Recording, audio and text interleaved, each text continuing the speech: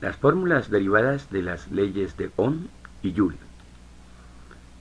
La ley de Ohm, postulada por el alemán Georg Simon Ohm en el año 1827, establece que la diferencia de potencial V en voltios que se aplica entre los extremos de un conductor determinado es directamente proporcional a la intensidad de corriente I en amperios, que circula por el citado conductor.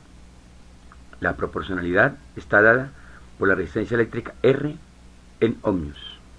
Esta fórmula es: V en voltios es igual a intensidad de corriente en I multiplicado por R en ohmios.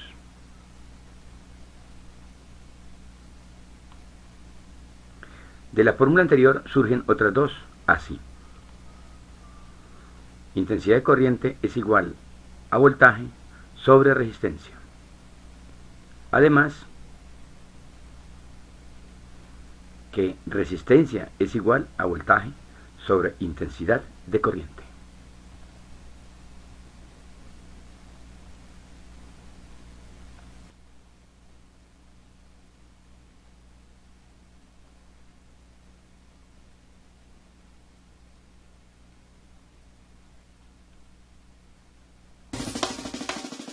En capítulos anteriores de Charlie Explica aprendimos que la corriente eléctrica se mide en amperios y que cada amperio representa la cantidad de electrones que fluye por segundo en un circuito. También aprendimos que el voltaje es la fuerza que mueve los electrones y que a mayor voltaje podremos mover mayor corriente. Luego aprendimos que la resistencia de los conductores limita el voltaje y la corriente, es decir, aprendimos que estos tres tipos tienen una extraña relación. ¿Existirá alguna fórmula que la describa? Eso mismo se preguntó Georg Simon Ohm, un físico alemán de principios del siglo XIX, quien en base a sus experimentos formuló lo que hoy conocemos como la ley de Ohm. Una pequeña fórmula que describe de forma muy simple cómo se relacionan voltaje, corriente y resistencia. Esta simple igualdad nos está diciendo básicamente que para una misma resistencia, si el voltaje aumenta, el resultado de esta división será mayor. Por ende, la corriente también aumenta, tal como pasa en la vida real. Por el contrario, para un mismo voltaje, si la resistencia aumenta, el resultado de esta división será un número más pequeño, por ende, la corriente disminuye. Exactamente lo que sucede en la vida real. Esta relación es muy útil, ya que nos permite obtener cualquiera de los integrantes conociendo a los otros dos. De aquí inferimos estas tres fórmulas, despejando voltaje, corriente o resistencia. Pero, ¿se han dado cuenta que en todas las fórmulas hay una I en vez de una C de corriente? Bueno, esto es porque la C suele utilizarse para representar los coulombs. ¿Qué son los coulombs? Eso ya lo expliqué en este otro video. Pero ¿por qué carajos se eligió una I? Bueno, se eligió una I refiriéndose a la intensidad de la corriente. Un pequeño juego de palabras para no tener que usar la C de corriente. Como sea, en la ley de Ohm, la I representa la corriente en amperios, la R la resistencia en ohmios y la V el voltaje en voltios. Si bien la ley de Ohm fue un importantísimo aporte para describir cómo funciona la electricidad, la ley de Ohm no siempre se cumple. Y esto es básicamente porque no consideró otros integrantes de la electricidad que ya conoceremos. Quien sí los consideró este caballero, formulando lo que hoy conocemos como las leyes de Kirchhoff. Pero ahí no termina la historia. Los fenómenos eléctricos no pudieron ser completamente explicados hasta que llegara este otro caballero, quien unificó todos los fenómenos eléctricos y magnéticos en lo que hoy conocemos como las ecuaciones de Maxwell. Pero esas son historias para otro video. Por ahora, la ley de Ohm nos será suficiente para diseñar muchos circuitos. La aplicación más básica, por ejemplo, es calcular la resistencia adecuada para un LED.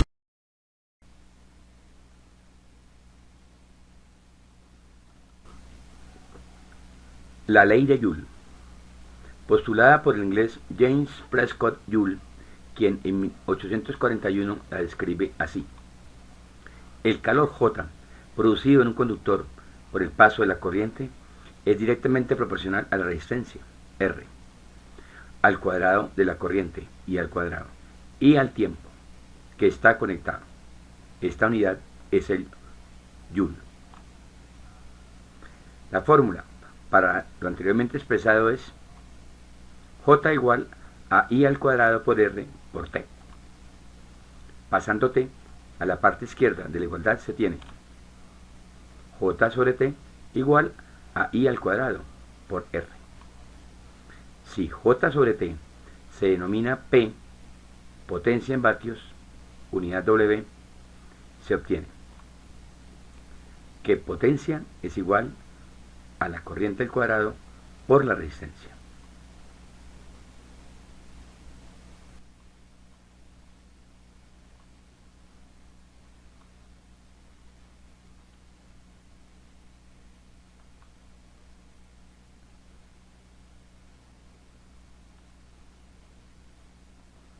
Hola protones, en esta ocasión volvemos a Sígueme la corriente para descubrir todo lo que deberías saber sobre uno de los conceptos más básicos de la electricidad, el efecto Joule. Su comprensión te permitirá saber, entre otras cosas, cómo funcionan las vitrocerámicas, algunas estufas o por qué las bombillas queman cuando las tocas. Para descubrir todo esto y mucho más, sígueme la corriente.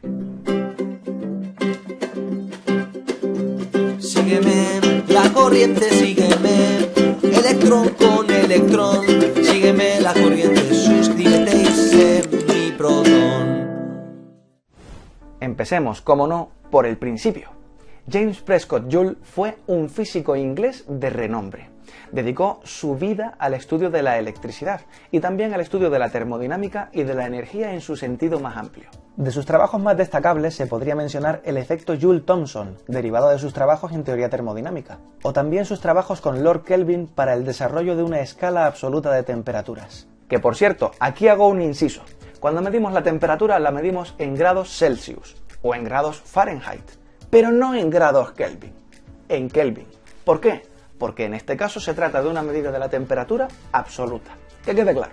Dicho esto, continuamos. Una de las principales aportaciones de James Prescott Joule fue precisamente la descripción y formulación del famoso efecto Joule, o ley de Joule.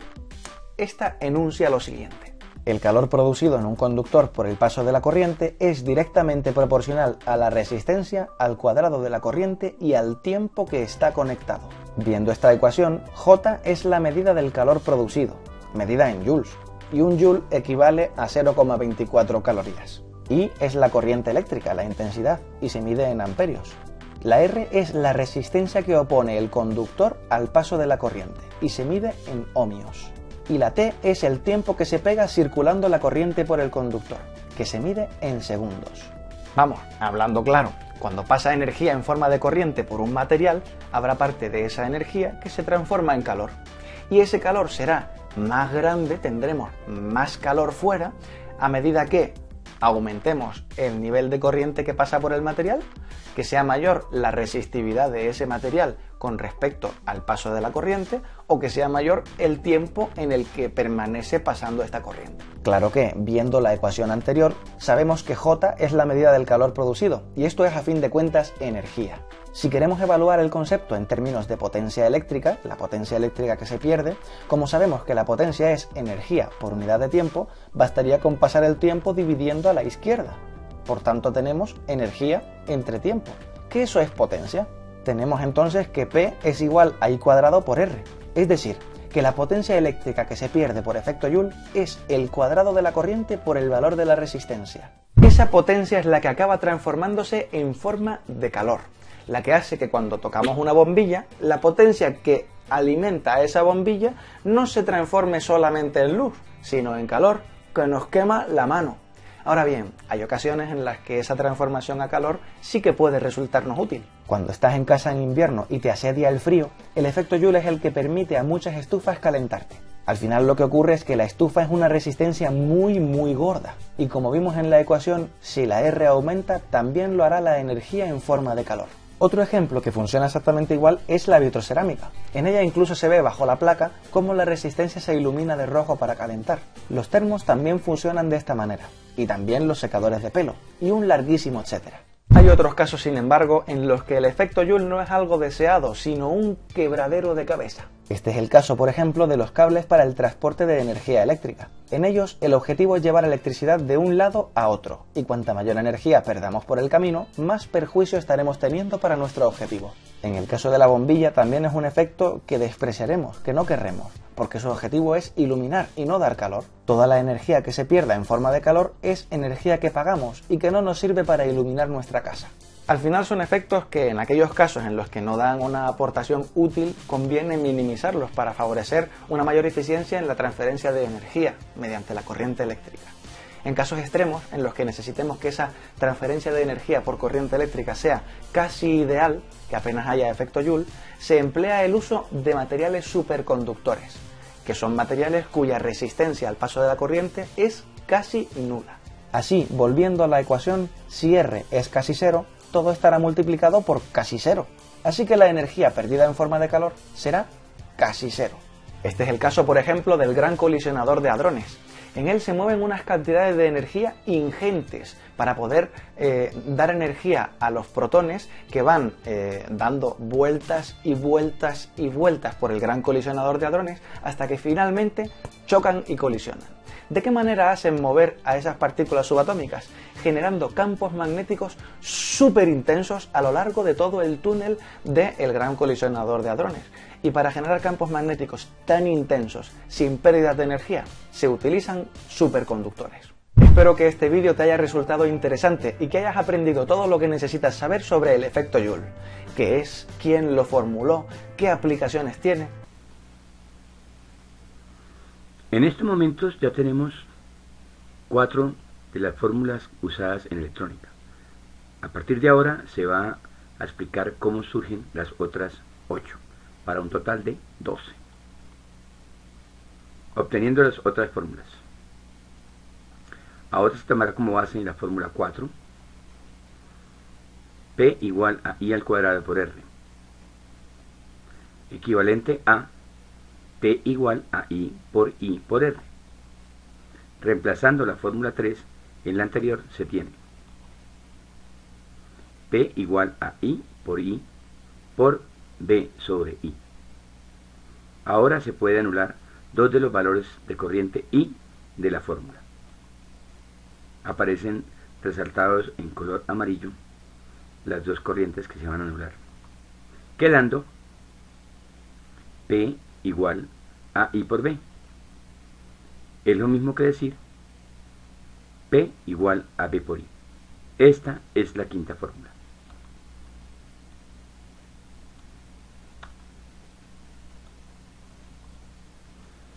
Obteniendo las otras fórmulas 2.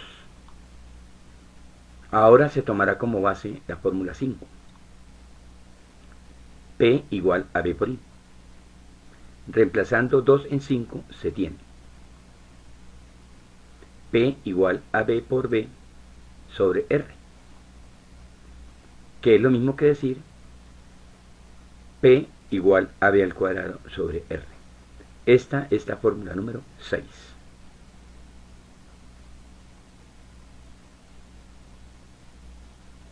Obteniendo las otras fórmulas 3. Ahora se tomará como base la fórmula 5, P igual a B por I. Se desplazará B de la fórmula quedando P sobre I igual a V. Es lo mismo que decir, fórmula 7, B es igual a P sobre I.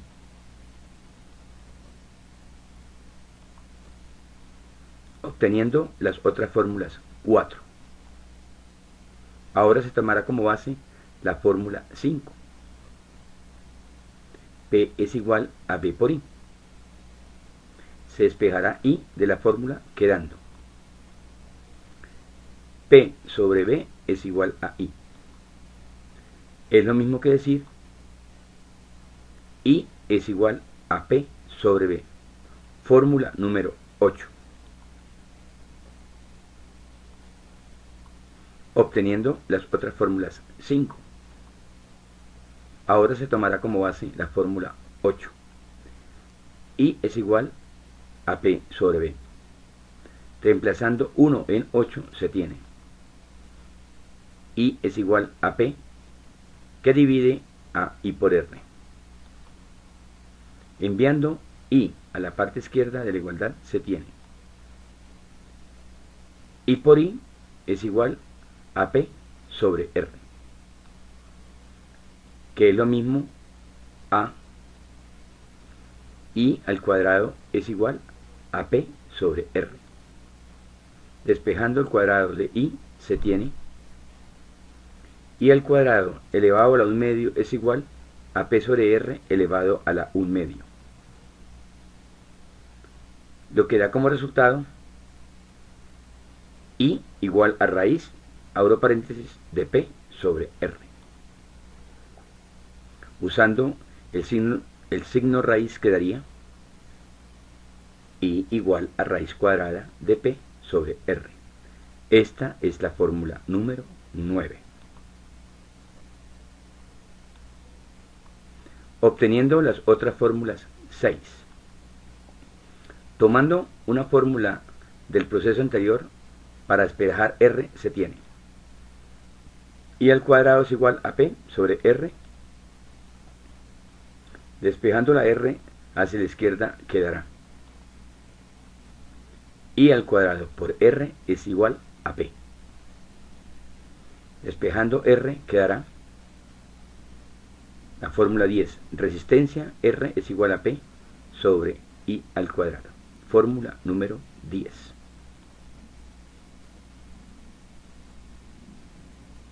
Obteniendo las otras fórmulas 7. Ahora se tomará la fórmula 7, que dice B es igual a P sobre I.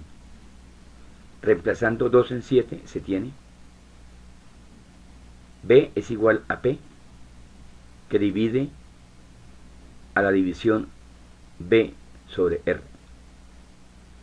Se lleva B a la parte izquierda de la igualdad, quedando B por B es igual a P doblemente dividido por R, que es lo mismo a B al cuadrado es igual a P por R.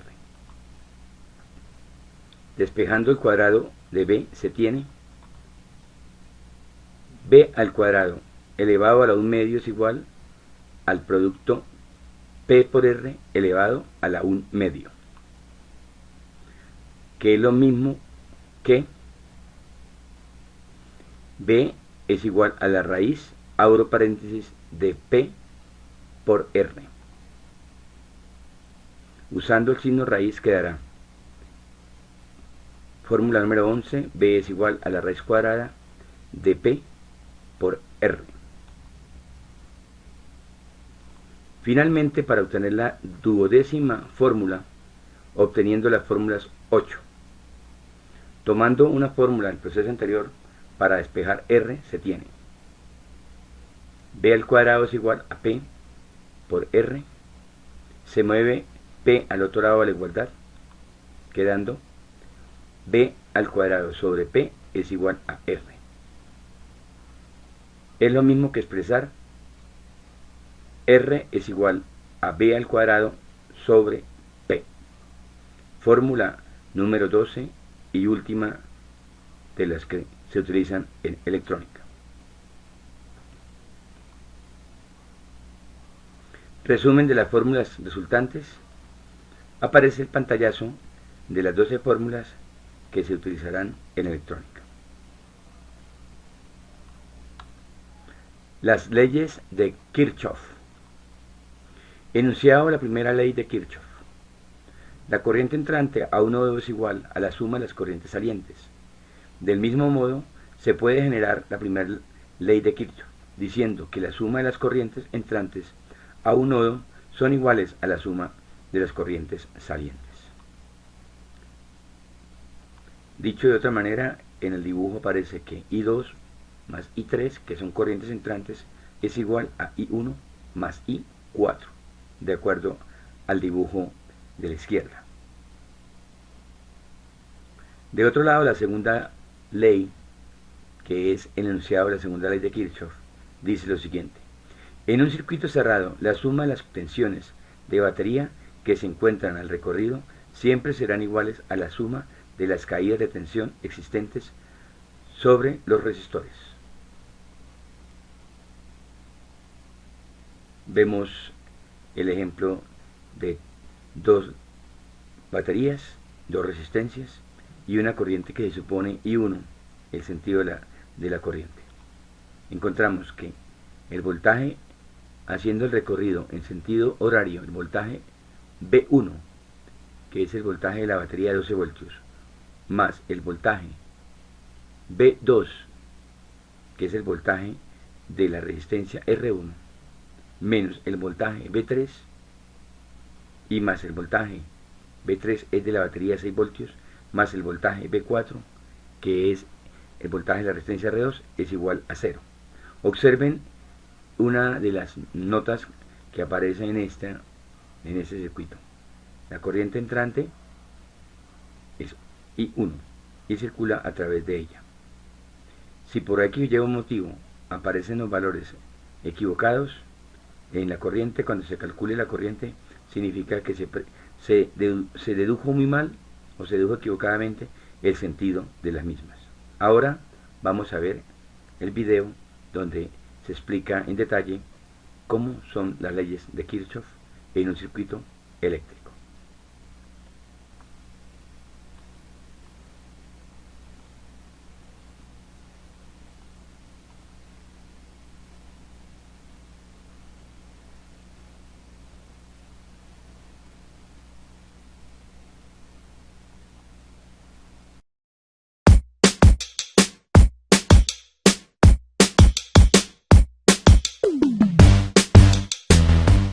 Hola amigos de la radio y la electrónica.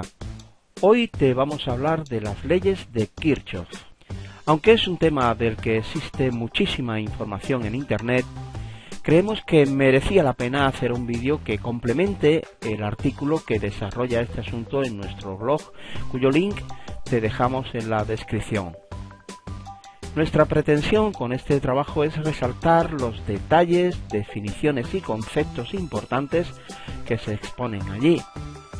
También queremos comprobar la exactitud de los cálculos realizados, mediante la simulación del circuito de ejemplo que se estudia en el mencionado artículo. Comenzamos con los conceptos y sus definiciones.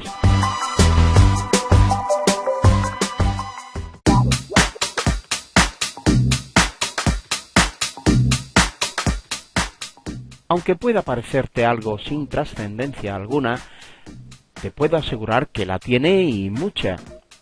Si antes de sumergirte en las leyes de Kirchhoff propiamente dichas, asimilas y captas correctamente el significado de los conceptos que vamos a manejar, tendrás medio camino recorrido para entenderte bien con ellas. Lo que pretendemos al aplicar estas leyes a un circuito es resolverlo. Esto es algo básico, pero ¿qué significa resolver un circuito?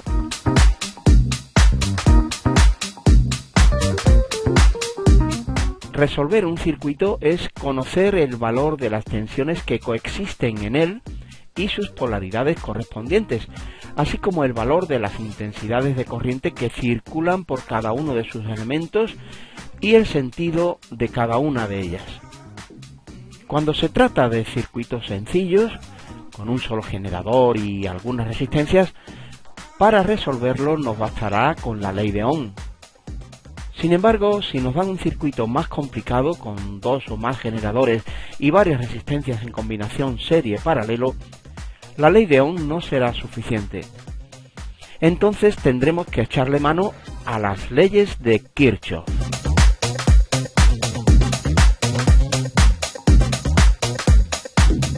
Vamos con otro concepto. El nodo. ¿Qué es un nodo? Por definición, existen dos tipos de nodos. El nodo a secas y el nodo esencial, también llamado nodo principal. Vayamos con el primero. Nodo es un punto del circuito donde se conectan dos o más conductores. En ese sentido, el esquema que estás viendo tiene 4 nodos. Sin embargo, este tipo de nodo, aunque se usa en análisis de circuitos, no se usa al aplicar Kirchhoff. Para ello se usa el llamado nodo esencial. ¿Qué es un nodo esencial? Nodo esencial es un punto del circuito donde se conectan 3 o más conductores. También se le conoce como nodo principal. El esquema de la imagen tiene dos nodos esenciales. Este es el tipo de nodo que se usa con Kirchhoff. Sin embargo, casi nunca se le suele adjetivar, o sea, que en lugar de llamarle nodo esencial, se le llama simplemente nodo.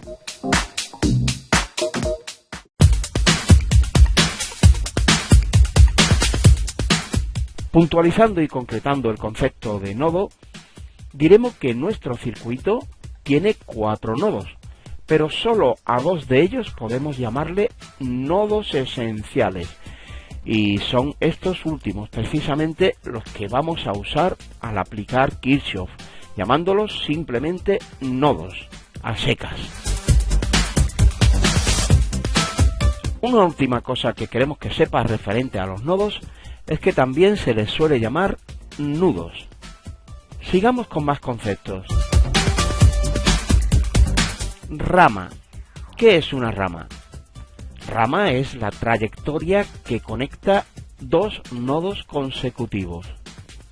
Si nos basamos en esta definición de rama, podemos decir que cualquier componente de dos terminales conectado al circuito constituye una rama. El circuito que estamos desarrollando tiene, por lo tanto, 5 ramas. No obstante, no es esta la definición de rama que se usa con Kirchhoff. Para ello se utiliza la denominada rama esencial. Una rama esencial es la trayectoria que conecta dos nodos esenciales consecutivos. Nuestro circuito tiene 3 ramas esenciales. Al aplicar este concepto mediante Kirchhoff, tal y como ocurre con los nodos, se les suele llamar simplemente rama, a secas, despreciando el adjetivo esencial. ¿Ok? ¿Lo tienes claro? Bien. Vamos con el último concepto. El lazo. ¿Qué es un lazo? Un lazo es la trayectoria cerrada que, partiendo de un nodo, pasa a través de los elementos y de otros nodos del circuito una sola vez y finaliza en el nodo de partida. Como ejemplo, te mostramos los 3 lazos con los que cuenta nuestro circuito. De estos 3 lazos, 2 de ellos son muy especiales y son los que se usan al implementar Kirchhoff. Para diferenciarlos de los lazos generales, se les denomina malla. Su definición es la siguiente. Una malla es un lazo que no contiene ramas ni otros lazos en su interior. Como puedes ver, aunque nuestro circuito contiene 3 lazos, pero solo 2 de ellos son mallas. Como decimos en el artículo de nuestro blog respecto a las mallas, se trata de circuitos cerrados y limpios, que no contienen nada dentro. En el exterior pueden tener conectados otros elementos, pero en su interior no contienen ninguno. Con esta definición, ya estamos listos para adentrarnos en las 2 leyes que escribió Kirchhoff.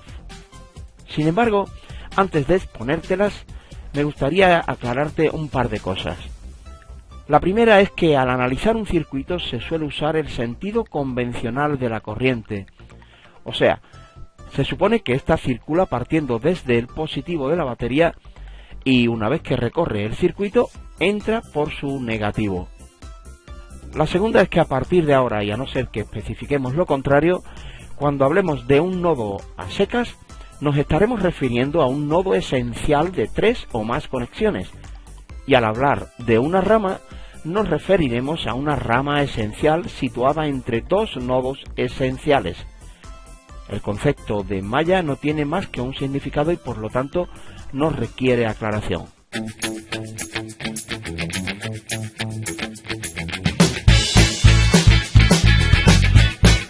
Comenzaremos con la llamada ley de las corrientes, también conocida como ley de los nodos, la cual consideramos la más sencilla de las dos. Dice así: la suma de las corrientes que entran en un nodo es igual a la suma de las corrientes que salen de él. Es de sentido común que una unión eléctrica entre conductores la cual no almacena ni retiene energía y tampoco produce pérdidas, actúa simplemente como un cruce de caminos. Lo que entra en dicha unión a través de una o varias vías no tiene más remedio que salir por una o varias rutas diferentes. Aquí conviene que tengas en cuenta que normalmente a las corrientes que entran en el nodo se les considera positivas y a las que salen de él negativas. Por esta razón, la ley de los nodos también puede expresarse así. La suma algebraica de las corrientes que entran y salen de un nodo es igual a 0.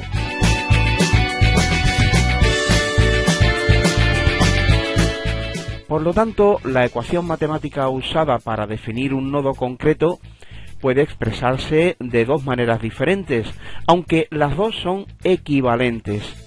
Vamos con un ejemplo. Fíjate bien en la imagen. Con la primera de las definiciones lo haríamos así. La suma de las corrientes que entran es igual a la suma de las que salen. Con la segunda definición actuaríamos de esta otra manera. La suma algebraica de todas las corrientes que entran y salen, positivas las primeras y negativas las segundas, es igual a 0. No obstante, debes tener presente que las dos ecuaciones son equivalentes. Insisto, el uso de una u otra dependerá del método que queramos seguir con ellas.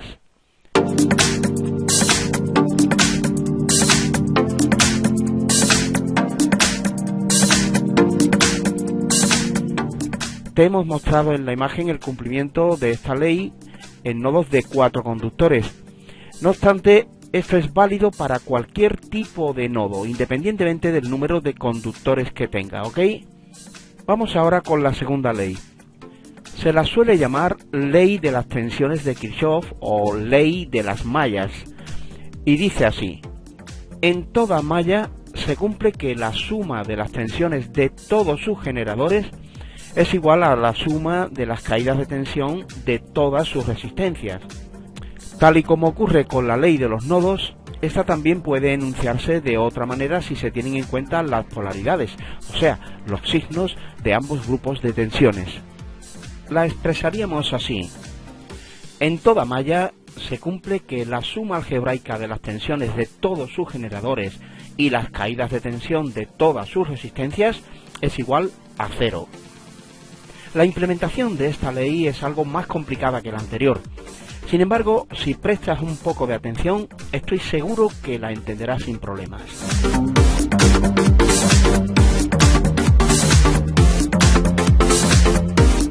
Para poder aplicar la ley de las mallas de Kirchhoff, necesitamos establecer un sistema de signos que nos permitan distinguir la polaridad de las tensiones existentes en el circuito. Para ello es esencial conocer la diferencia entre la tensión que genera la fuerza electromotriz de una batería y una caída de tensión en bornes de una resistencia. Como sabemos, cuando a través de una resistencia circula una corriente eléctrica, aparece en sus bornes un voltaje determinado.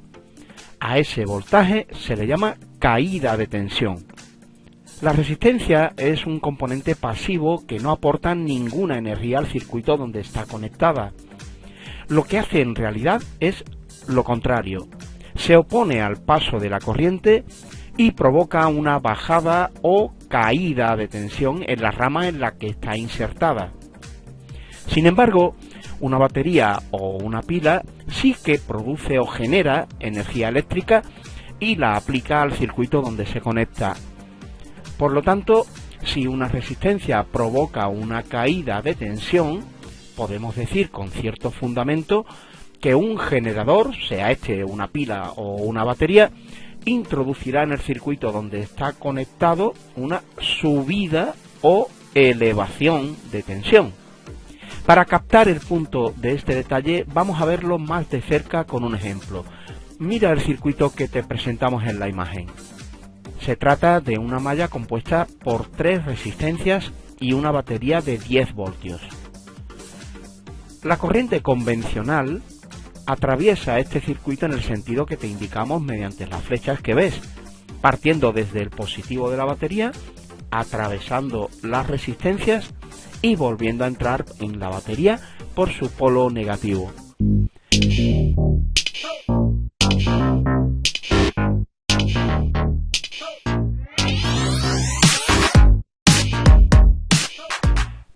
Partiendo desde el punto A, el cual vamos a considerar como una referencia, tomaremos nota de las tensiones que vayamos encontrando y de sus polaridades.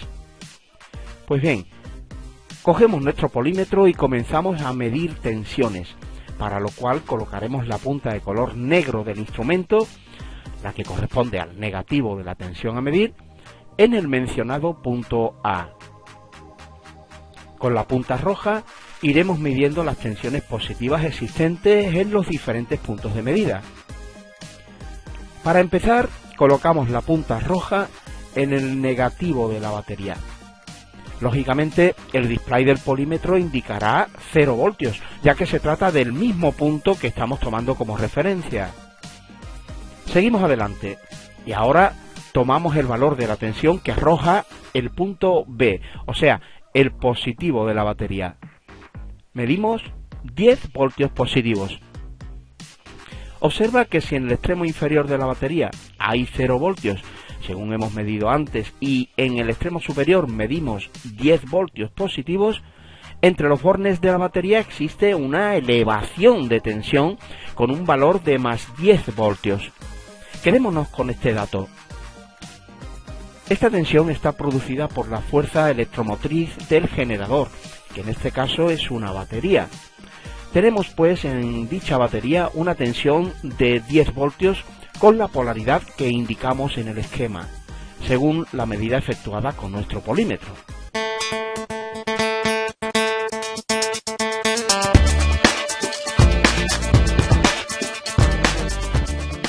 Seguimos adelante y medimos la tensión en el punto C, sin mover de sitio la punta de prueba negra del polímetro, o sea, tomando como referencia el punto A. El polímetro nos indica solo 5 voltios positivos. ¿Qué significa esto? Es evidente que en el punto C hay una bajada de 5 voltios con respecto al punto B. Efectivamente, si en el punto B medimos 10 voltios positivos y en el C tenemos solo 5, significa que se han perdido otros 5 voltios en la resistencia R1. Como se trata de una bajada o caída de tensión, la polaridad en la resistencia tiene que ser contraria a la de la batería, tal como te indicamos en el vídeo. Si ahora medimos la tensión en el punto D, volvemos a experimentar algo similar.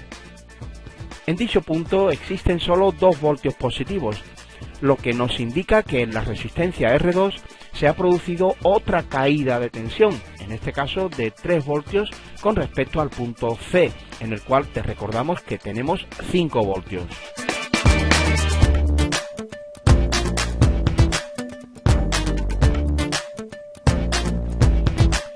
Por lo tanto, en la resistencia R2 tenemos una caída de tensión de 3 voltios y su polaridad es del mismo sentido que la de la resistencia R1. Por último, en la resistencia R3 caen los 2 voltios restantes, los cuales registramos igualmente con la polaridad de sentido idéntico a la de sus compañeras de malla. Si quisiéramos, podríamos confirmar con nuestro polímetro las polaridades de estas tensiones directamente en cada uno de los componentes mencionados. Observa que las polaridades de las caídas de tensión en las resistencias son opuestas a la polaridad de la tensión generada por la batería. Mira cómo el polo positivo de la caída de tensión de 5 voltios en la resistencia R1 está enfrentado al polo positivo de la batería. Lo mismo pasa con las demás caídas de tensión en cada una de las resistencias. El sentido de todas ellas es opuesto a la tensión de la batería. Aquí tenemos una enseñanza de importancia capital para saber resolver circuitos por Kirchhoff. Es la siguiente. Considerando el sentido convencional de la corriente, el polo positivo de la caída de tensión que se produce en una resistencia es el lado por donde teóricamente entra la corriente en ella. Por lo tanto, en este ejemplo particular consideraríamos a la tensión de 10 voltios de la batería como positiva y a todas las caídas de tensión en las resistencias como negativas, ya que sus polaridades son opuestas. Si aplicamos la ley de las mallas de Kirchhoff a este circuito, lo haríamos mediante la fórmula que te mostramos en la imagen, o sea, restando a la tensión de la batería las diferentes caídas de tensión en las resistencias.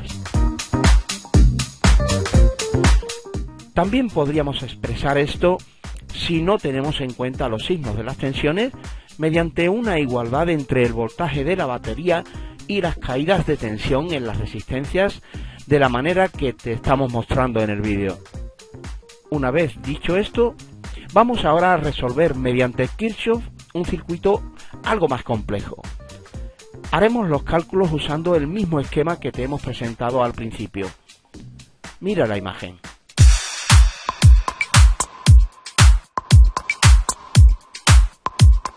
Este circuito está formado por 3 ramas.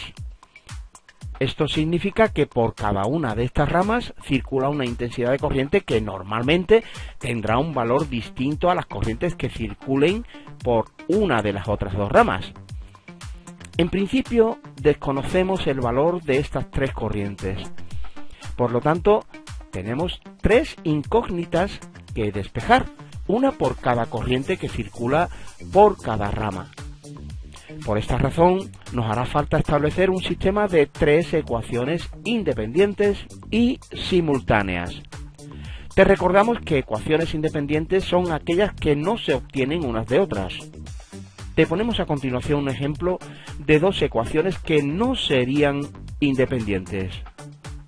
El motivo de que estas 2 ecuaciones no sean independientes entre sí es que la segunda se ha obtenido multiplicando por 2 todos los términos de la primera.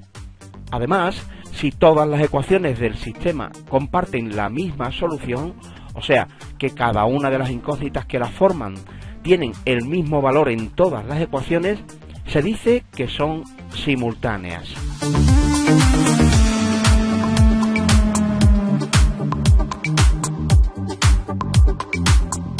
Lo anteriormente expuesto podemos resumirlo de la siguiente manera.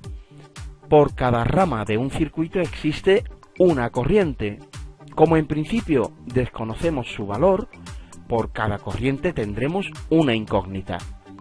Y final y matemáticamente hablando, por cada incógnita hay que establecer una ecuación. Por lo tanto, el número de ecuaciones que tendrá el sistema que necesitamos para resolver nuestro circuito será igual al número de ramas que tenga el mencionado circuito. Te recomiendo que memorices esto porque es muy importante.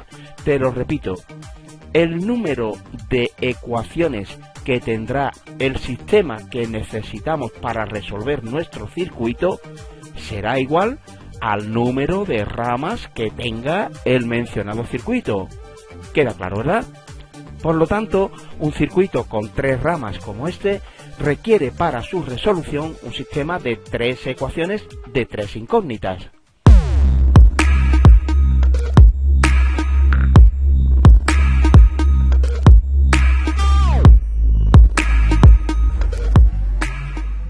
Para empezar a resolver nuestro problema, vamos a indicar en cada una de las 3 ramas el sentido que nosotros creemos que tienen las corrientes que circulan por ellas y las polaridades de los voltajes y caídas de tensión que convivan en el circuito.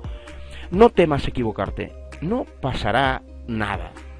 Si al final resulta que el sentido de una o varias de estas corrientes es contrario al que nosotros habíamos previsto en un principio, el resultado final arrojará números negativos, mostrándonos de esta manera que el sentido real de la corriente es el opuesto al que indicamos al comienzo. No obstante, aunque esto ocurra, si hemos hecho correctamente los cálculos, el valor numérico que obtengamos sí que será correcto, aunque de signo contrario al que supusimos en un principio. Para que veas y compruebes por ti mismo esto último, En este vídeo vamos a suponer que los sentidos de las corrientes son ligeramente distintos a los que hemos usado en el artículo del blog. Insisto, ten muy presente que estamos usando el sentido convencional de la corriente, es decir, suponemos que la corriente sale desde el positivo del generador y entra por su negativo, ¿ok?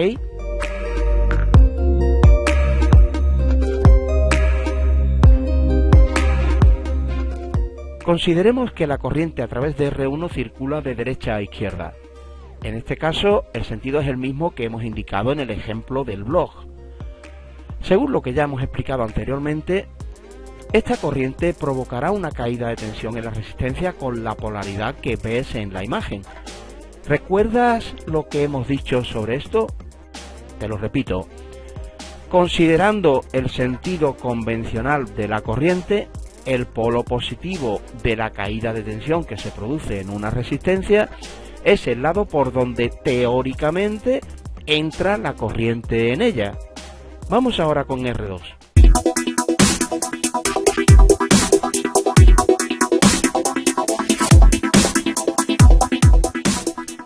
Para esta resistencia también seguiremos usando el mismo sentido que en el circuito del blog, es decir, de derecha a izquierda. Esto provocará en ella una caída de tensión con la polaridad que estamos indicando en la imagen.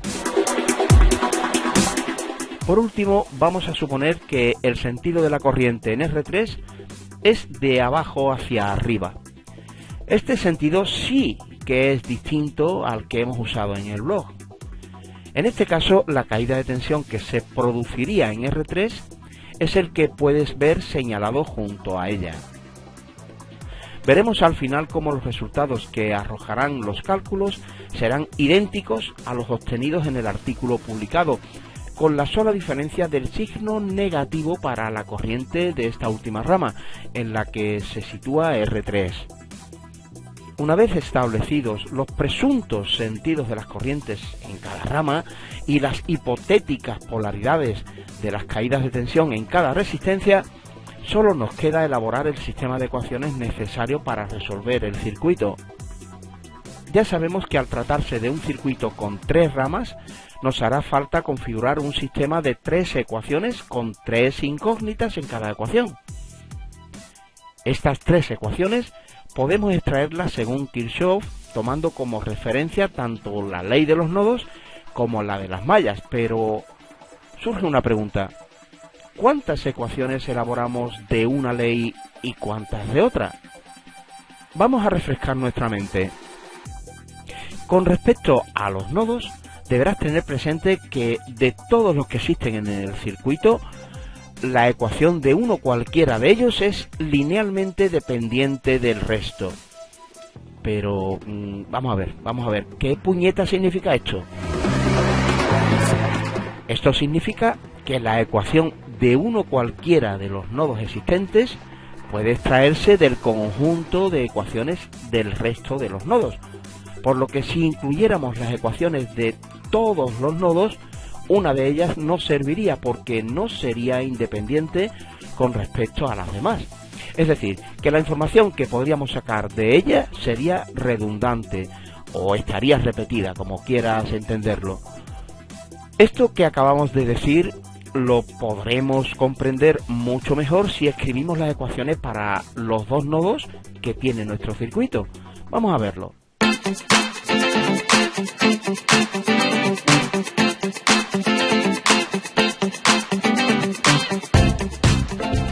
Para el nodo A tenemos que la suma de I2 más I3, que son las corrientes que entran en este nodo, es igual a I1, que es la corriente que sale del nodo.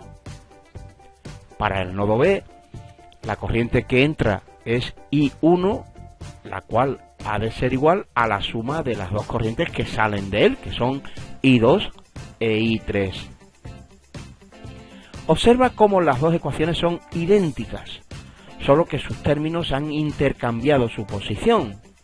El miembro de la izquierda ahora está en la derecha y viceversa. Por lo tanto, este ejemplo nos deja claro que el número de ecuaciones que podemos extraer de los nodos es igual al número de estos menos 1. El resto de ecuaciones deberemos extraerlas a partir de la ley de Kirchhoff de las mallas. Esto podemos expresarlo de la siguiente manera. El número de ecuaciones a extraer de los nodos ha de ser igual al número total de nodos menos 1. ¿Cuál es el número de ecuaciones entonces que deberemos extraer de las mallas? Como el número de ecuaciones necesarias para analizar el circuito es igual al número de ramas que tenga este, la cantidad de ecuaciones a extraer de las mallas deberá ser igual al número de ramas menos el número de nodos menos 1. En este caso, como nuestro circuito tiene 3 ramas, necesitaremos 3 ecuaciones. Como tenemos 2 nodos, solo extraeremos una ecuación de uno cualquiera de estos nodos. Las 2 ecuaciones restantes tendremos que desarrollarlas a partir de las mallas de que disponga nuestro circuito.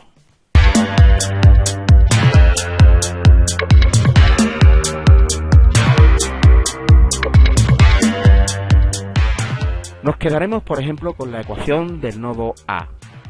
Si usamos la primera de las definiciones de la ley de los nodos, expresaríamos esta de la siguiente manera.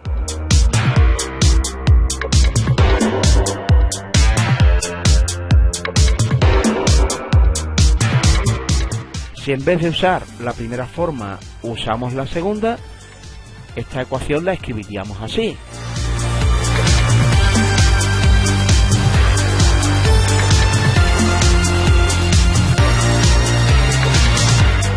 O lo que sería lo mismo, una vez ordenados los términos,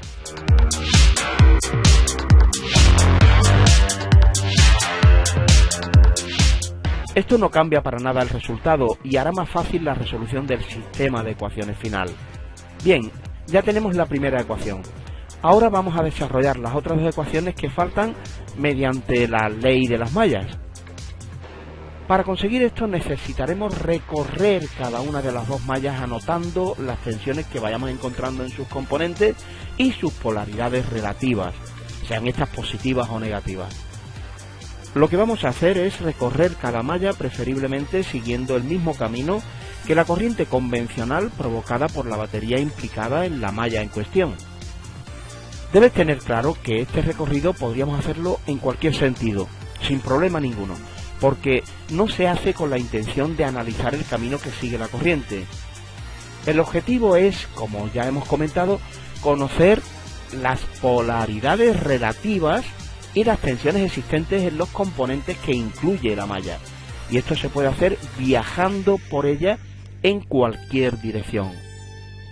El motivo de hacerlo siguiendo la corriente convencional que teóricamente provoca la batería incluida en la malla es únicamente para poder anotar el voltaje de dicha batería con signo positivo, lo cual nos hará más fácil el proceso.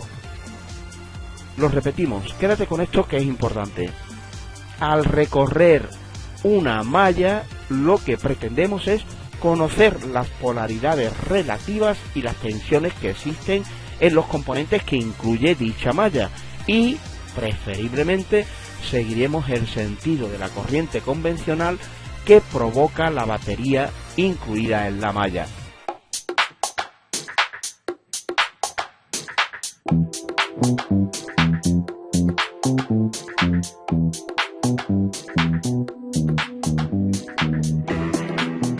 Dicho esto, y centrándonos en la malla de la izquierda, comenzamos nuestro viaje empezando en la parte inferior de la batería BAT1. Entramos en ella por el negativo y salimos por su otro extremo con un positivo. Esto significa que tenemos una subida o elevación de tensión, como ya vimos al principio. Anotamos, por lo tanto, 10 voltios positivos. Continuamos nuestro recorrido y nos encontramos con R1. Entramos en ella con un signo menos y salimos con un signo más.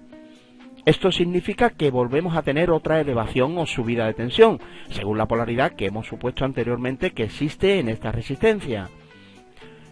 Observa que la polaridad de esta tensión es del mismo sentido que la de la batería BAT1 y como consecuencia ambas tensiones se suman. Por esta razón, su valor debemos anotarlo como positivo.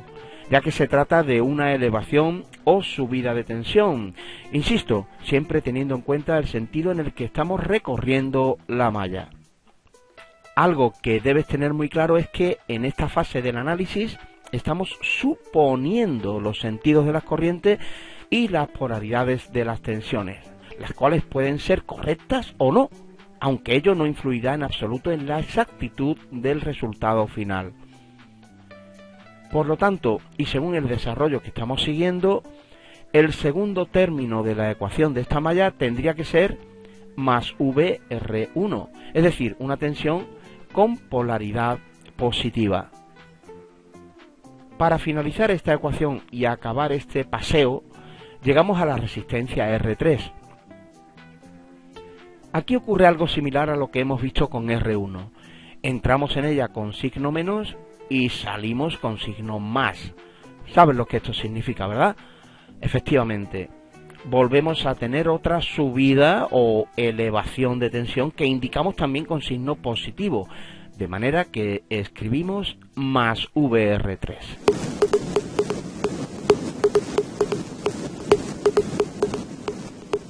Por fin tenemos la ecuación correspondiente a esta malla. La expresamos de la manera que estás viendo. Por medio de la ley de Ohm podemos modificar esta expresión, ya que VR1 es igual a R1 por I1 y VR3 es igual a R3 por I3. De manera que obtenemos lo siguiente.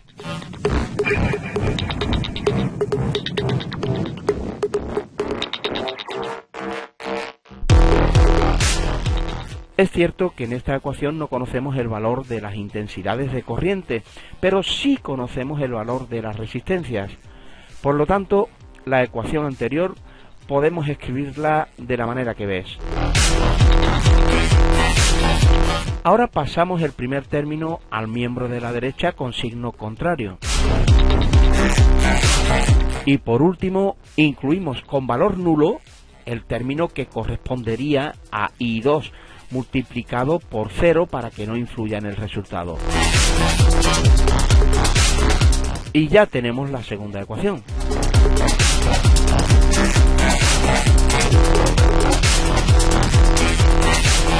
Vamos con la tercera y última. Para ello nos centraremos ahora en la malla de la derecha. Por los motivos que ya hemos indicado, iniciaremos el recorrido comenzando en la parte inferior de la batería BAT2 y en sentido contrario a las agujas del reloj, siguiendo el sentido de la corriente convencional que esta batería provoca. Entramos en la mencionada batería con signo menos y salimos con signo más. Tenemos por lo tanto una subida de tensión de 20 voltios positivos, que es el voltaje de la batería. Anotamos más 20. Continuamos el recorrido por la resistencia R2. Entramos en ella con signo positivo y salimos con signo negativo. Aquí tenemos una caída de tensión, lo que significa una tensión con signo menos. La representaremos como menos VR2. Por último, entramos en R3 con un negativo y salimos con un positivo. Esto es una subida de tensión que anotaremos como más VR3.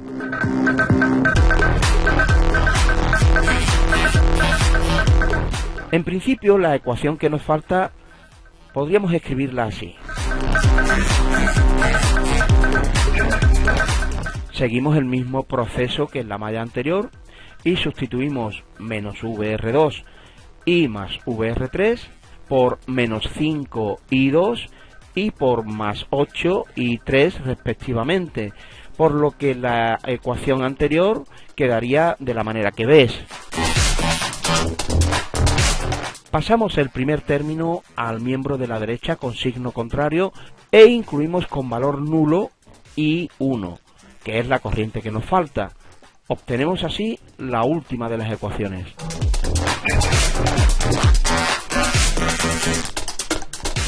Lo que nos falta por hacer es resolver este sistema de 3 ecuaciones con 3 incógnitas.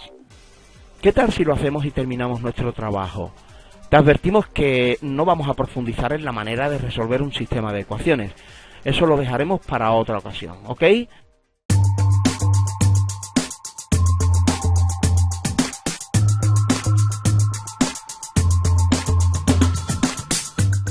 Bien, para empezar despejaremos I3 en la primera ecuación.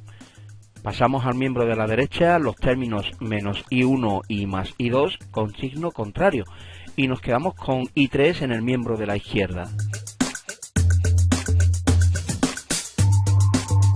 Ahora sustituimos en las otras dos ecuaciones I3 por el grupo I1 menos I2.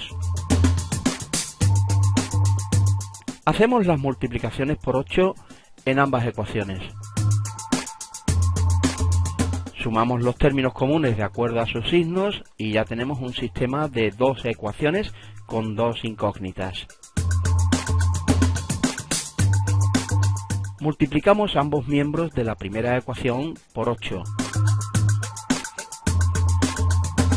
y los de la segunda por 11. Ahora multiplicamos los dos miembros de la segunda ecuación por menos 1. Y acabamos sumando cada uno de los términos similares de las dos ecuaciones.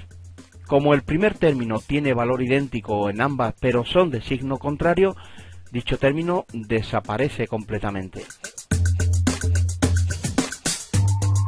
Despejamos ahora I2. Y por fin conocemos su valor. Para hallar el valor de I1, sustituimos el valor de I2 y despejamos ese término en la ecuación anterior.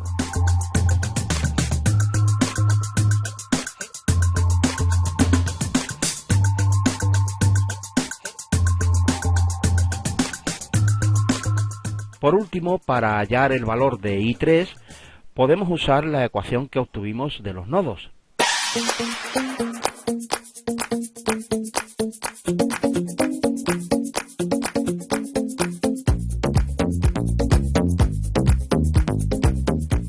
Despejamos I3 y sustituimos los valores que ya conocemos.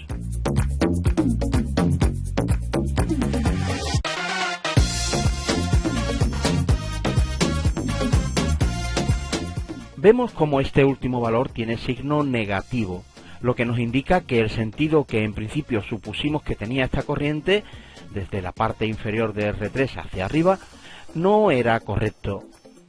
El sentido correcto es de arriba hacia abajo y la polaridad de su caída de tensión, por lo tanto, también es de sentido contrario al supuesto. Para terminar de resolver nuestro circuito, vamos a calcular el resto de parámetros que intervienen en él. Además, vamos a compararlos con los datos que nos indica el software de simulación que estamos usando, intercalando en el circuito sendos instrumentos de medida.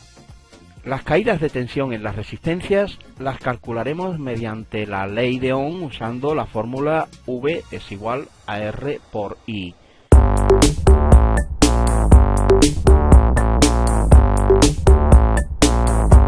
Para R1, por lo tanto, tenemos 1,14 voltios. Para R2, 8,85 voltios. Y para R3, 11,12 voltios. La potencia de disipación en cada resistencia la calcularemos mediante la conocida fórmula P es igual a V por I. Para R1 tenemos 0,43 vatios. Para R2,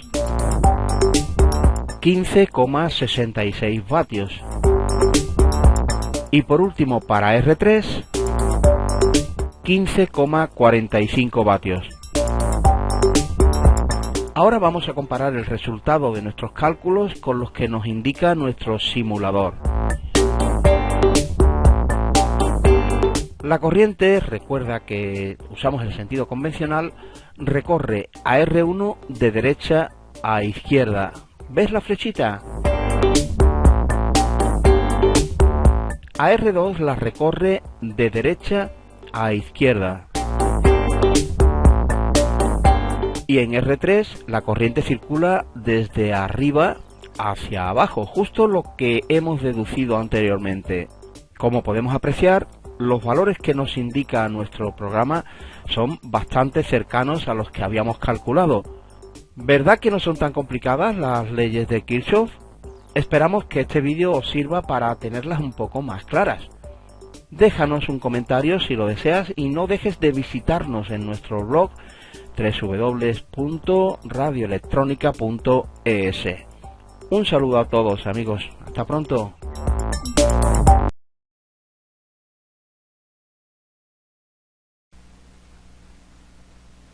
Uso de las 12 fórmulas en el archivo Excel de soporte. Aprovechando las ventajas que se tienen con el programa Excel de Microsoft Office, se realizará un video del comportamiento del circuito trabajando dicho archivo en las primeras hojas. El archivo que forma parte de la formación se llama Fórmulas Ejemplos M.xlsx. Además de este caso, sirve de guía para los casos que se plantean más adelante. Dicho archivo es suministrado al aprendiz durante el desarrollo del curso. El archivo Excel referenciado es Fórmulas Ejemplos M. Esta es la hoja de presentación del curso complementario Electrónica Básica. Es anexo 5, leyes usadas en electrónica, fórmulas y ejemplos con montaje de resistencias. La presentación. Y primero que todo voy a hacer un paneo rápidamente en qué consiste este archivo Excel. Tiene la hoja 1, fórmulas, la hoja 2, ejemplos, for, la hoja 3, teoría, res, serie, la hoja 4, res, serie, ejemplo, la hoja 5, teoría, res, paralelo, la hoja 6, res, paralelo, ejemplo, la hoja 7,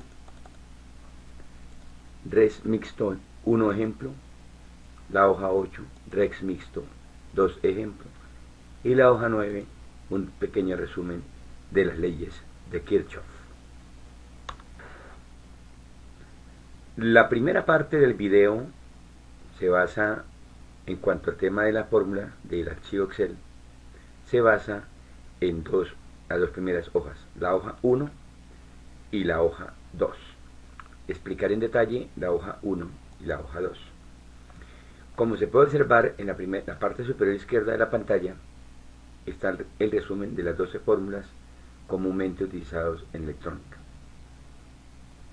En la parte derecha de ese cuadro de fórmulas se encuentran las 12 fórmulas de manera vertical, donde el archivo permite conocer la tercera variable cuando conocemos las dos primeras. Por ejemplo, si se desea conocer qué tensión se tiene cuando hay una intensidad de corriente y una resistencia, se utiliza la fórmula número 1. Por ejemplo, colocamos intensidad de corriente 0.2 amperios, resistencia 200, me da un valor en la tercera columna de el valor del voltaje. Así, de esa manera se puede trabajar de manera vertical las 12 fórmulas que tenemos en el resumen de fórmulas en electrónica.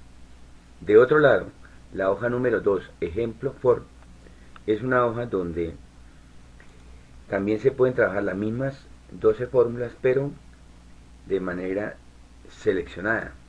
Por decir algo, si quiero conocer qué potencia hay cuando hay un voltaje, cuando conozco voltaje y la resistencia, entonces oprimo o selecciono en la columna A la variable a conocer, selecciono en la columna B qué variables conozco y selecciono en la columna C qué otra variable conozco. Si le digo que quiero conocer potencia, pero que conozco tensión y conozco resistencia, la fórmula a utilizar es la fórmula 6. Y una vez seleccionada la fórmula, le coloco los valores que conozco. Voltaje 120 voltios y, por ejemplo, resistencia 30 ohmios, para un total de 480 vatios. De esa manera se puede seleccionar solamente una de las 12 fórmulas y trabajar de manera más sectorizada. Si por algún ejemplo estoy pidiendo un valor de potencia y en alguna de las dos variables que aparecen como parámetro 2 y parámetro 3 coloco potencia, significa que hay un error porque no puedo calcular, conocer una variable cuando ya tengo conocido la otra. Entonces en este caso tendría que cambiar o bien sea la columna A o algunas de las dos columnas de B. Por ejemplo, tensión es igual a potencia, con potencia y resistencia me da la fórmula número 11, y aquí es importante decir que en la columna E, valores a ingresar, hay que ingresar los valores que se conocen para encontrar el valor a preguntar. Con esas dos hojas, hoja 1, fórmulas, y hoja 2, ejemplo de fórmulas, se termina esta parte del video. Asociación de resistencias y uso de las 12 fórmulas del archivo Excel. Primera parte, asociación de resistencias en serie. A continuación se explicará el comportamiento de un circuito con 3 resistencias en serie. Vemos el circuito, son 3 resistencias R1, R2 y R3 que están en serie y alimentados a través de una batería de valor B. El comportamiento eléctrico de estas resistencias en serie son que la corriente que pasa por cada una de las resistencias es la misma corriente de la fuente. Primer comportamiento. Segundo comportamiento, que el voltaje de alimentación de las baterías se distribuye proporcionalmente al valor de resistencia en cada una de las 3 resistencias. El tercer comportamiento es que la potencia del circuito es la suma de las potencias parciales R1, P1, P2 y P3. Y finalmente, que la resistencia equivalente de este circuito, es decir, una resistencia que equivalga a las 3, es la suma de las 3 resistencias R1, R2 y R3.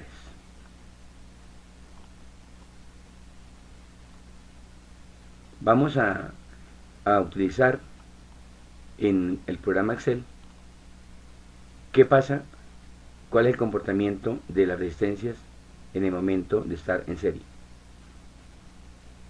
Y en lugar de 3 resistencias se van a utilizar 4 resistencias, pero también esa hoja de cálculo a trabajar, que se explicará a continuación, puede servir para trabajar con 2 resistencias en serie, con 3 resistencias, con 4 o simplemente con 1. Observen que ya hay 4 fórmulas más, la 13, la 14, la 15 y la 16. Fórmulas empleadas cuando miremos la hoja de cálculo trabajando. A continuación, la hoja de cálculo. A continuación se explicará cómo trabajaría el archivo Excel para un ejemplo de asociación de resistencias en serie. Para ello vamos a la hoja 4, res, serie, ejemplo. Para este caso, como se mencionó en la parte anterior del video, se va a hacer ejemplo para 4 resistencias en serie, pero también pueden ser 3, 2 o 1. Para este caso, los valores, hay que insertar los valores en las celdas que aparecen resaltadas, los valores a obtener, los correspondientes parámetros de tensión, potencia y voltaje parciales en cada una de ellas. Por ejemplo, si voy a colocarle aquí 500, 300, en la medida que voy colocando valores 450, en esa medida los parámetros van cambiando. ¿Cuáles parámetros? Parámetros de corrientes, los parámetros de voltaje parcial, de potencia parcial y de potencia total. También es importante incluir en el ejercicio que hay que incorporar qué voltaje VDC se va a colocar. Por ejemplo, 6 voltios. Como se podrá observar, en la parte derecha, después de la barra verde, estos valores están bloqueados, significa que no se pueden modificar. He ahí que cuando se utilicen las 4 resistencias, aparecerán los 4 valores de corriente parciales, corriente total, los 4 valores de corriente, voltajes parciales, B1, B2, B3, B4, las potencias parciales de cada resistencia y la potencia total en corriente continua. Si se modifica el voltaje también, automáticamente cambian los valores. Se decía inicialmente que también puede ser utilizado para 2 o 3 resistencias en serie, incluso una. En esos casos se coloca 0 en cada uno de los valores de las resistencias si se va a trabajar solamente con una resistencia. Si se va a trabajar con 2, pues se coloca 2 valores y automáticamente aparecerán los valores de los voltajes parciales, de las potencias parciales y de la total. Y cuando no hay resistencias, pues los valores de potencia y voltaje parciales en cada uno de los espacios donde no hay resistencias, pues quedará con valor 0. Ejemplo, veamos la parte final del ejemplo. Con esta explicación se pretende explicar de manera corta y sencilla cómo trabaja esta hoja de cálculo. 4 res, serie, ejemplo.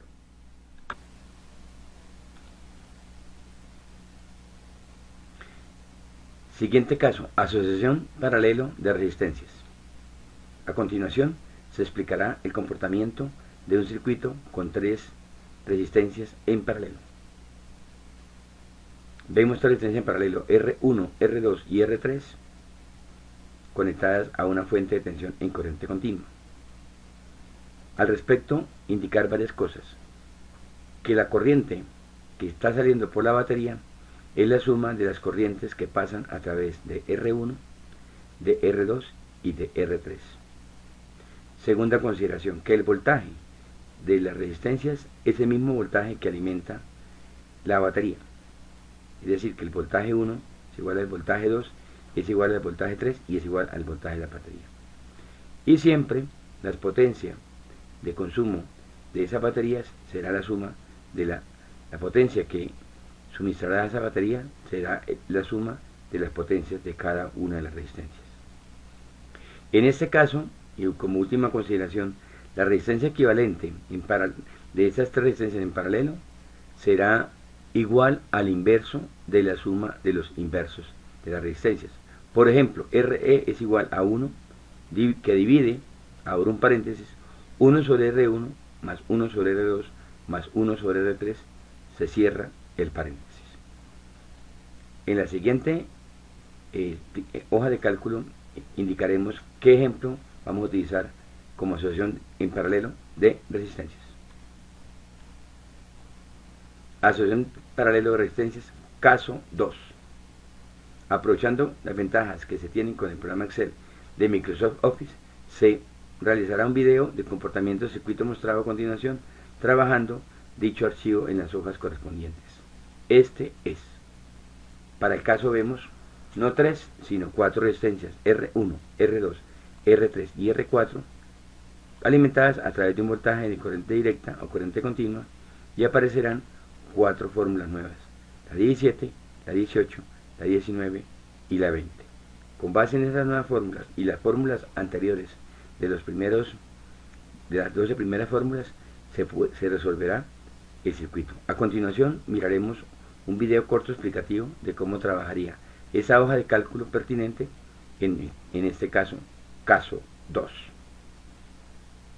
A continuación se explicará cómo el archivo Excel puede trabajar hasta 4 resistencias en paralelo. Para ello nos vamos a la hoja 6 res paralelo ejemplo. En este caso, al igual que en el caso anterior, hay el espacio para insertar hasta 4 resistencias en paralelo.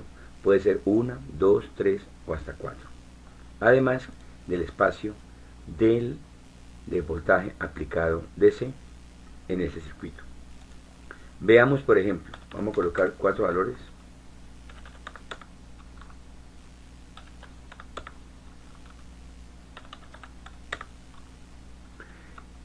Cuando se colocan esos valores de resistencias, automáticamente cambian los valores de las corrientes parciales. El valor de cada voltaje parcial pues es el mismo que el voltaje principal. Si se cambia el valor del voltaje principal, pues automáticamente cambia los voltajes parciales y, de acuerdo a las fórmulas, él toma los valores de potencias parciales y el total. Explicaba al comienzo que se pueden trabajar 1, 2 y 3, 4 o 4 resistencias. Cuando es una resistencia, pues simplemente se quitan los 3 valores siguientes y se tiene solamente en cuenta la primera resistencia.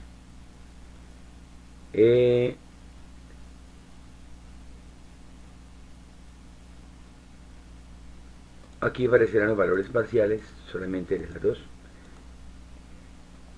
Vamos a poner que se coloca otra resistencia, entonces aparecen las corrientes parciales de la otra resistencia y la potencia. Manualmente habría que sumar estas dos valores para que el valor de la potencia total igual acá e igual acá. Repito, se coloca infinito el valor de las resistencias cuando son 2, 3 de las 2, de las 4, y se mira parcialmente cómo quedaría cada uno de los valores en potencia y en corriente. Fin de esta parte del video. Tercero y último caso, asociación mixta de resistencias. Caso 3 y 4. A continuación se mostrarán dos circuitos de 4 resistencias en circuito mixto. Estos son. En el caso 3 vemos dos resistencias en serie R1 y R2, otras dos resistencias en serie R3 y R4, y ese conjunto de 2 y 2 están en paralelo. Observen que saldrán la fórmula 21, 22, 23, 24, 25, 26, 27 y 28. En el caso 4 también son 4 resistencias, pero para este momento son 3 resistencias en serie en un paquete, en la parte de arriba, y una resistencia sola, R4, y de acuerdo a ello saldrán otras fórmulas, las fórmulas 29, 30, 31, 32 y 33. Igual que en el caso anterior y los casos anteriores, esas resistencias en circuito mixto están conectadas a una fuente de voltaje en corriente directa. Estos dos casos se explicarán en el archivo Excel indicado anteriormente. Veámoslo. El último caso es un caso doble. Circuito mixto. Se tienen dos hojas de cálculo, en la 7 res mixto 1 ejemplo y la 8 res mixto 2 ejemplo. De acuerdo a la presentación anterior, íbamos a tratar dos ejemplos típicos. Para este caso, cuando se tienen circuitos mixtos es cuando se tienen combinación de circuitos series y paralelos. Acá tenemos en este caso 4 resistencias, las cuales se pueden trabajar y dominar de manera lógica, colocando los valores de resistencias en ohmios y el valor de voltaje en voltios, valor de tensión en voltios, y automáticamente ella encontrará la resistencia equivalente del circuito que está 2 y 2 y los valores de corrientes parciales, la corriente total, los voltajes parciales, la potencia parcial y la potencia total. Si alguna de las resistencias, por ejemplo, si el circuito es R1 en paralelo con R2 más R3, entonces R3 más R4, entonces R2 sería 0.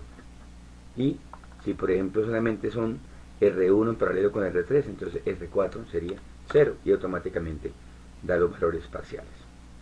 Entonces es una combinación de 2, 2, puede ser 1, 2, puede ser 1, 1 o puede ser 2, 1, dependiendo de cómo se quiera manipular. Lo importante acá es saber, entender en qué consiste el caso 3, circuito mixto 2, 2, y ahora explicaré el caso 4, circuito mixto 3, 1. Es cuando en una de los paralelos son 3 resistencias en serie, UR1, R2 y R3, y con una cuarta resistencia en paralelo. Igual que el anterior, se puede manipular los valores de corriente y de tensión y encontrar el valor de resistencia que queremos para este caso.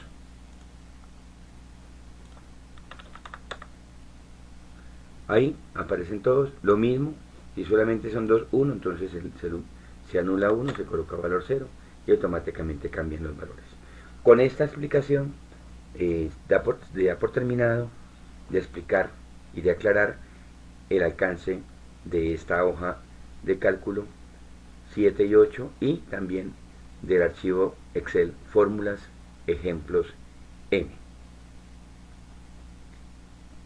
Como comentario final, se pueden trabajar circuitos series y paralelos diferentes aprovechándose de la hoja 4 series, de la hoja 6 paralelo, de la hoja 7 y de la hoja 8 y haciendo trabajos parciales para lograr entender y conocer los diferentes parámetros de cualquier circuito mixto que sea. Fin de la explicación. Y con esto hemos terminado de explicar el material, las leyes, las fórmulas con ejemplos.